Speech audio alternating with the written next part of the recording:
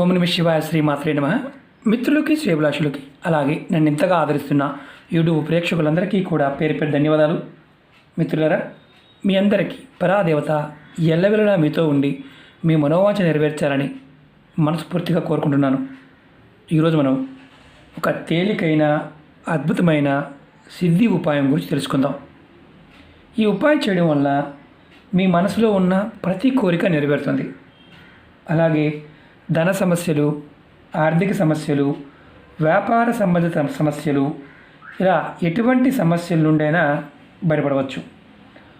అప్పులు త్వరగా తీరాలి అనుకునేవారు ఈ ఉపాయం చేయడం వల్ల వారు అప్పులు త్వరగా తీర్చడానికి మార్గాలు తెలుస్తాయి. అలాగే అప్పుగా ఇచ్చిన డబ్బులు తిరిగి రావడానికి, వ్యాపారాల్లో లాభాలు రావడానికి, ధనరాబడి పెరగడానికి, ధనం స్థిరంగా ఉండడానికి ఈ ఉపాయాన్ని చేయవచ్చు. ఇది సిద్ధి ఉపాయం, అంటే ఖచ్చితంగా మనకి ఫలితాన్ని ఇస్తుందని అర్థం. ఈ ఉపాయాన్ని ఆడవారైనా మగవారైనా చేయవచ్చు. ఈ ఉపాయాన్ని ఆడవారు నెలసరి సమయంలో పొరపాటు చేయవద్దు. అలాగే ఈ ఉపాయాన్ని ఎవరికి వారు చేసి ప్రయత్నం చేయాలి. ఒకరు చేసి రెండో వారికి ఇవ్వకూడదు. అది గుర్తుంచుకోవాల్సిన విషయం. ఈ ఉపాయాన్ని బుధవారం నాడు చేయాలి. ఉదయం నుండి రాత్రి పడుకునే లోపు మీరు ఎప్పుడైనా ఈ ఉపాయం చేయవచ్చు. ఈ ఉపాయం చేసేవారు కంపల్సరిగా స్నానం చేసి ఆ తర్వాత మాత్రమే చేయండి. స్నానం చేయకుండా ప్రయత్నించవద్దు. మీరు ఈ ఉపాయాన్ని ఏదైనా బుధవారం నాడు చేయవచ్చు. అంటే ప్రతి వారంలో వచ్చే బుధవారం నాడు ఈ ఉపాయం చేయవచ్చు. ఈ ఉపాయానికి కావాల్సిన పదార్థాలు చెప్తాను.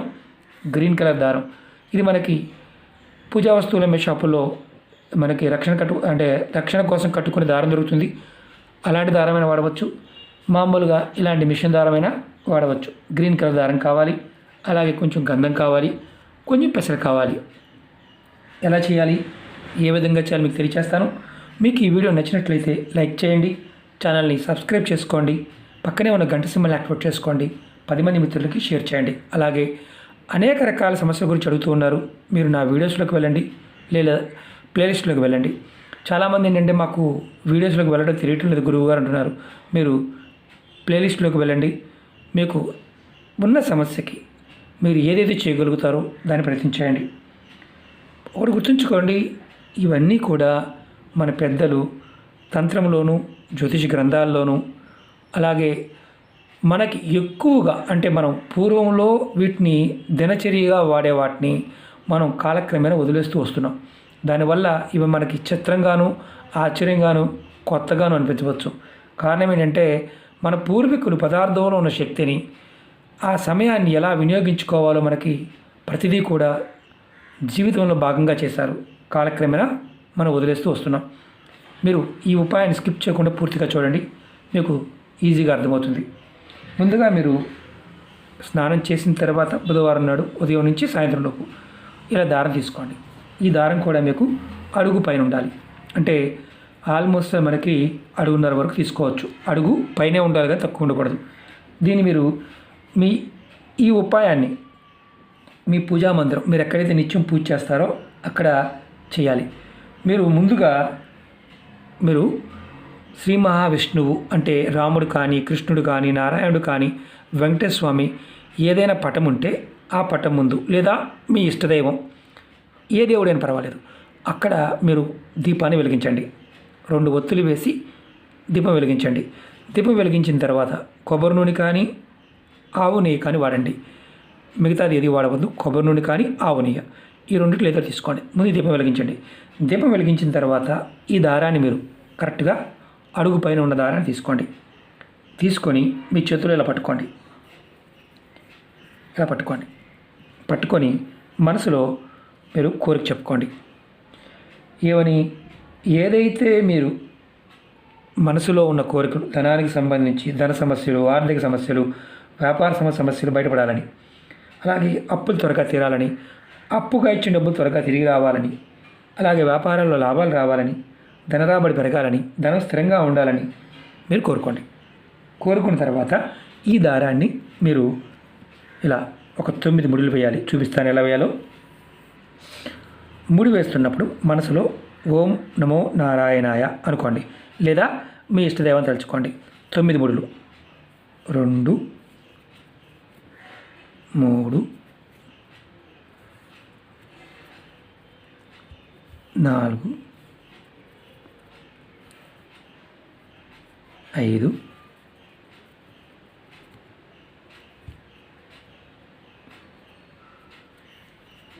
6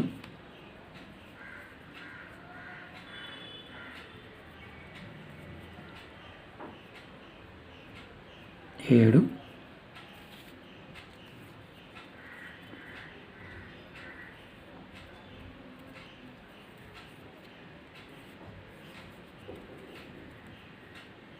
8 9. ఇలా 9 ముళ్ళు వేయండి. ఇప్పుడు మనం చేయవలసింది ఏంటంటే ఈ ముడులు వేసిన తర్వాత మళ్ళీ మీరు ఈ దారాన్ని చేత్తో పట్టుకోండి. మనసులో ఓం నమో నారాయణాయ అనుకోండి. ఇలా మళ్ళీ చేత్తో పట్టుకోండి. పట్టుకొని మీరు ఇప్పుడు మీకు ఇష్టదైవం, మీరు ఎవరినైతే బాగా ఇష్టపడతారో ఆ దైవాన్ని 2 నిమిషాల సేపు మనసులో తలుచుకోండి. తర్వాత మీ మనసులో మళ్ళీ మీ మనసులో ఉన్న కోరికలని చెప్పుకోండి. తర్వాత ధన రాబడి పెరగాలని, ధన సమస్యల నుండి బయటపడాలని, అలాగే ధన స్థిరంగా ఉండాలని కోరుకోండి. తర్వాత ఈ దారాన్ని మీ దేవుడి ముందు పెట్టి ఉంచండి. ఒక రాత్రి అంతా, అంటే బుధవారం రాత్రి అంతా దేవుడి ముందు పెట్టి ఉంచండి. మీరు గుర్తుంచుకోవాల్సింది ఏంటంటే ఈ దారం మీరు దేవుడి ముందు పెట్టిన తర్వాత గురువారం ఉదయం మీరు స్నానం చేసి, అంటే రాత్రి దేవుడి దగ్గరే ఉంచండి. గురువారం స్నానం చేసిన తర్వాత మీరు దేవుడి దగ్గర పెట్టిన దారాన్ని తీసుకొని కొంచెం గంధాన్ని తీసుకొని ఏదైతే ముడులు వేసాం కదా ఆ ముడుల మీద గంధాన్ని తడిపి బొట్టుగా పెట్టండి. కుడి చేత్తో ఉంగరపు వేలుతో బొట్టుగా పెట్టండి. గంధాన్ని, మంచి గంధాన్ని బొట్టుగా పెట్టండి. బొట్టుగా పెట్టి మీరు మీ చేతికి కట్టుకోండి. మీరు ఏ చేతికి కట్టుకోవాలని అనుమానం ఉంటుంది, మీరు దీన్ని కుడి చేతికి కట్టుకోండి. ఒకవేళ మీకు కుడి చేతికి కట్టుకోవడం వీలు కాని వారు మీ పర్సులో కానీ మీ హ్యాండ్ బ్యాగ్లో కానీ పెట్టుకోండి.